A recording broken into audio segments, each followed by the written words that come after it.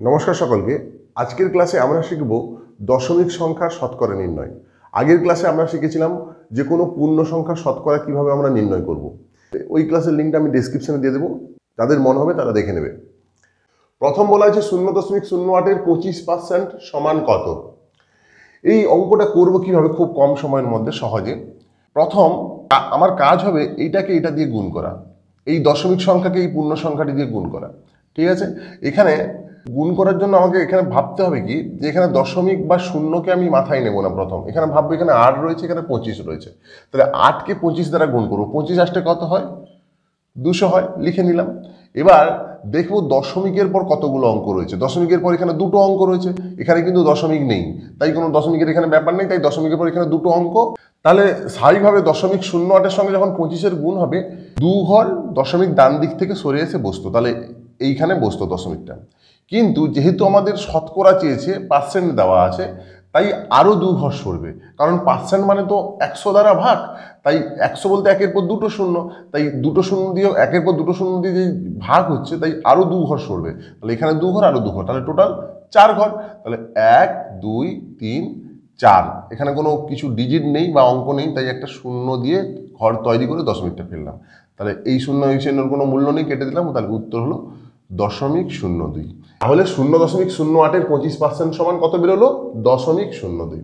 ওকে, এর পরের অঙ্কটা দেখে নিই। 3.57-এর 9% সমান কত। তাহলে ঠিক একইভাবে আমাদের প্রথম কাজ কি হবে, এটাকে এটা দ্বারা গুণ করা। তাহলে 3.57-কে 9 দ্বারা গুণ করতে হবে।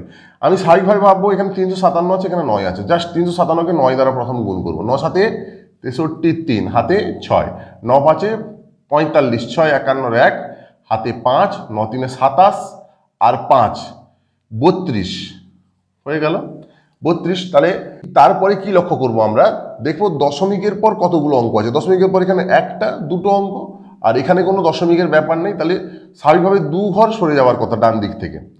কিন্তু যেহেতু এখানে পার্সেন্ট বলেছে, আরও 2 ঘর সরবে, তাহলে 2 ঘর, আর পার্সেন্টেজের জন্য 2 ঘর, তাহলে টোটাল 4 ঘর সরবে। 1 ঘর, 2 ঘর, 3 ঘর, 4 ঘর, এখানে দশমিকটা পড়ছে। তাহলে অ্যান্সার হলো 3.57-এর 9% সমান 0.3213, বা সামনে একটা শূন্য দিয়ে দিতে পারি, এটাই হচ্ছে অ্যান্সার। ঠিক আছে, বোঝা গেল। এরপর কি বলেছে, 12-এর 2.7%। দেখো এখানে কিন্তু প্রথমের সংখ্যাগুলো দশমিকে দেওয়া ছিল, পরের সংখ্যাগুলো পূর্ণ সংখ্যাতে দেওয়া ছিল। এটাই কিন্তু প্রথম সংখ্যাটা পূর্ণ সংখ্যায় দেওয়া আছে, পরের সংখ্যাটা দশমিকে দেওয়া আছে। তখন কিভাবে করব? কোনো অসুবিধা নেই, ঠিক একই রকম। আমি ভাববো এখানে দশমিক নেই। সবসময় এগুলোর ক্ষেত্রেও বললাম যে প্রথম আমি ভাববো যে দশমিক নেই, দশমিকের ব্যাপারটা মাথা থেকে সরিয়ে দেবো, তারপর আমরা জাস্ট গুণ করবো। এখানেও সেরকম, এখানে ভাববো 2.7-এর পরিবর্তে 27 আছে, 27-কে প্রথম 12 দ্বারা গুণ করবো। 27-কে 12 দ্বারা গুণ করতে হলে কি করতে হবে? 12 7 84, 4 হাতে 8, 12 দিয়ে 24, 24 আর 8 হচ্ছে 32। এবার দেখবো এখানে দশমিকের পর একটা অঙ্ক রয়েছে, এখানে কিন্তু কোনো দশমিক নেই, তাহলে স্বাভাবিকভাবে 1 ঘর পেছানোর কথা। কিন্তু যেহেতু পার্সেন্ট আছে, 100 দ্বারা ভাগ হচ্ছে, মানে একের পর দুটো শূন্য দ্বারা ভাগ হচ্ছে, তাহলে আরও 2 ঘর এক্সট্রা পেছাবে। তাহলে এখানে 1 ঘর আর এদিকে 2 ঘর, তাহলে টোটাল 3 ঘর পেছাচ্ছে। 1 ঘর, 2 ঘর, 3 ঘর, তাহলে এখানে হচ্ছে আমরা একটা শূন্য দিতে পারি, নাও দিতে পারি। তাহলে উত্তর হচ্ছে কত? 0.324। তাহলে 12-এর 2.7% সমান 0.324। আচ্ছা, এতক্ষণ যে আমরা করলাম, এখানে দেখো হয় প্রথমটা দশমিক, না হয় দ্বিতীয়টা দশমিক, এইভাবেই কিন্তু করেছে। এখানে এই প্রথম দুটোতে কিন্তু প্রথমটাই দশমিক ছিল, দ্বিতীয়টা পূর্ণ সংখ্যা ছিল। এখানে তৃতীয় অঙ্কটার ক্ষেত্রে প্রথম সংখ্যাটি কিন্তু পূর্ণ সংখ্যায় ছিল এবং দ্বিতীয় সংখ্যাটা দশমিকে ছিল। এবার শিখবো যখন দুটোই দশমিক থাকবে তখন কি হবে, মানে প্রথম সংখ্যাটাও দশমিক থাকবে, দ্বিতীয় সংখ্যাটাও দশমিক থাকবে, তো সেই ধরনের অঙ্ক কিভাবে হবে। তাতেও কোনো সমস্যা নয়, ঠিক একইভাবে হবে। ধরো বলা হলো 2.05-এর 0.009% সমান কত, যাই থাকুক। তো করব কিভাবে আমরা, ঠিক একই রকম আমাদের টার্গেট থাকবে গুণ করা, প্রথমটার সঙ্গে দ্বিতীয়টার গুণ।